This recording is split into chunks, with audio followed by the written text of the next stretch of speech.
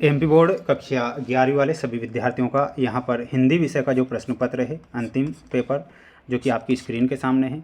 My dear friends, मेरे द्वारा जो प्रश्न पत्र आज आपको बताया जा रहा है ये 100% मोस्ट इम्पोर्टेंट क्वेश्चन पेपर है। किसी प्रकार से रियल या वायरल पेपर के चक्कर में आपको नहीं रहना है। और मैं जो पेपर बता रहा हूँ प्यारे विद्यार्थियों, प्रश्न 101% बन रहे हैं और बनेंगे। ये क्वेश्चन है जो कि मोस्ट इम्पोर्टेंट है, जिन्हें आप सभी छात्रों को जरूर याद करना है। सही विकल्प में प्यारे विद्यार्थियों पहला प्रश्न दिया जाएगा कि तिरंगा किसके लिए तय है, शहर के लिए, देश के लिए, हर एक घर के लिए या फिर प्रदेश के लिए। तो प्यारे विद्यार्थियों हर एक घर के लिए तिरंगा प्रसिद्ध है, तय है। तो यहाँ पर आपको ऑप्शन नंबर 7 जो दिया गया है वो सही और सटीक आंसर के रूप में लिखना है। दूसरा प्रश्न है नीर भरे नित प्रति रहे तव ना प्यास बुझाए में कौन सा अलंकार होगा। तो यहाँ पर आपको विशेषोक्ति अलंकार जो दिया गया है वो सही और सटीक आंसर के रूप में करके आना है। जितने भी विद्यार्थी वीडियो को देख रहे हैं माय डियर फ्रेंड्स, वीडियो को लाइक आप जरूर करें, क्योंकि आपको मेरे द्वारा अभी तक मोस्ट जो प्रश्न बताए गए हैं, प्रश्न पत्र बताए हैं और परीक्षा में आए हैं, इसी प्रकार हिंदी का पेपर भी आएगा। विधायी संभाषण किस विधा की रचना है। तो प्यारे विद्यार्थियों ये विधा जो है व्यंग्य विधा की रचना है, विधायी संभाषण। अर्थ के आधार पर वाक्य के कितने भेद होते हैं। तो अर्थ के आधार पर वाक्य के 8 भेद होते हैं।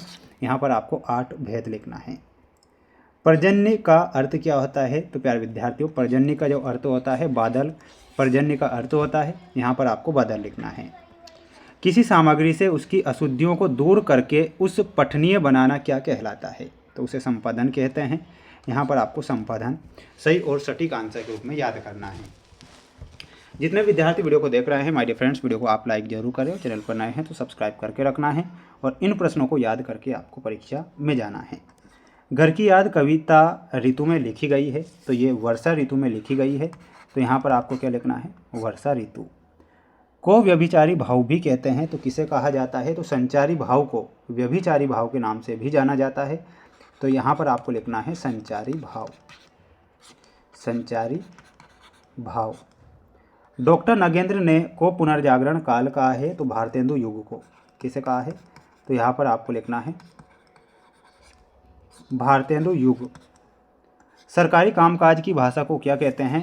तो उसे राजभाषा बोला जाता है। तो यहाँ पर आपको लिखना है राजभाषा। तातुस थे। तो तातुस कौन थे, लेखक थे। यहाँ पर आपको लेखक लिखना है। सन 1894 में बनी film the arrival of the train देश में बनी थी। तो उस देश का नाम है फ्रांस।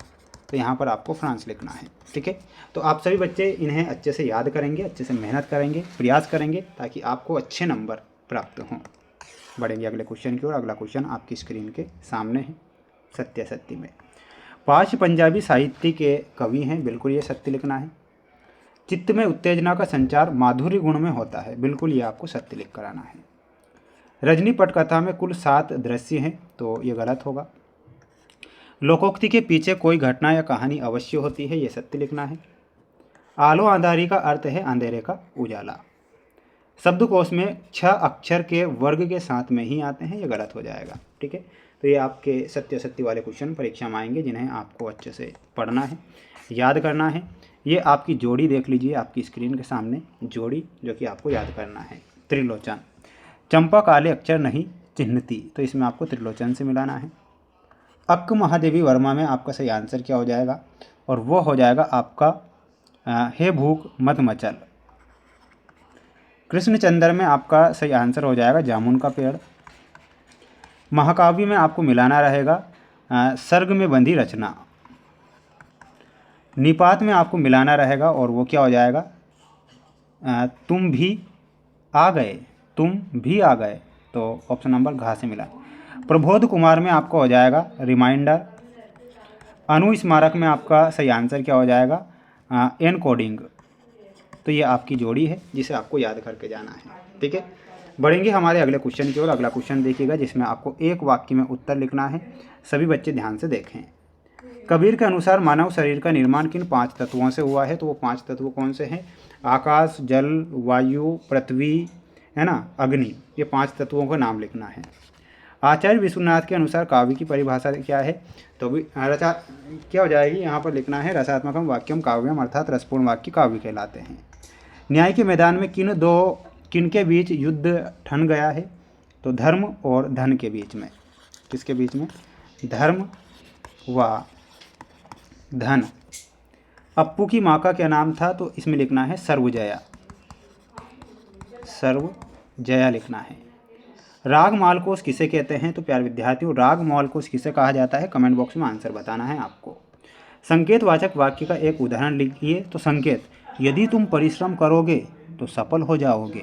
ये संकेतवाचक। खोज परक पत्रकारिता क्या है? तो खोज करने वाली पत्रिका को खोज परक पत्रिका कहते हैं। छठवां क्वेश्चन देखिएगा आपकी स्क्रीन के सामने। छठवां क्वेश्चन है जो कि आपको देखना है। प्रश्न पूछा जाएगा कि छायावादी कविता की 2 विशेषताएं एवं 2 कवियों के नाम याद होने चाहिए। प्रगतिवादी कविता की 2 विशेषताएं, 2 कवियों के नाम। कलकत्ता में बजर गिरे, चंपा ने ऐसा क्यों कहा? बस्तियों को शहर को किस आबो हवा से बचाने की आवश्यकता है? ये याद करना है। महाकाव्य और खंडकाव्य में अंतर याद होना चाहिए आपको। वक्रोक्ति अलंकार, सोरठा छंद, विभत्स रस, कहानी उपन्यास में अंतर, जीवनी आत्मकथा में अंतर, लॉर्ड कर्जन के व्यक्तित्व की 2 विशेषताएं। तो ये आपको क्वेश्चन याद करने रहेंगे सभी विद्यार्थियों को। जितने बच्चे वीडियो को देख रहे हैं, वीडियो को लाइक कर चैनल को सब्सक्राइब जरूर करें, क्योंकि मेरे द्वारा जो मोस्ट प्रश्न बताए जा रहे हैं चैनल के माध्यम से बिल्कुल बेस्ट साबित होंगे आपकी परीक्षाओं में।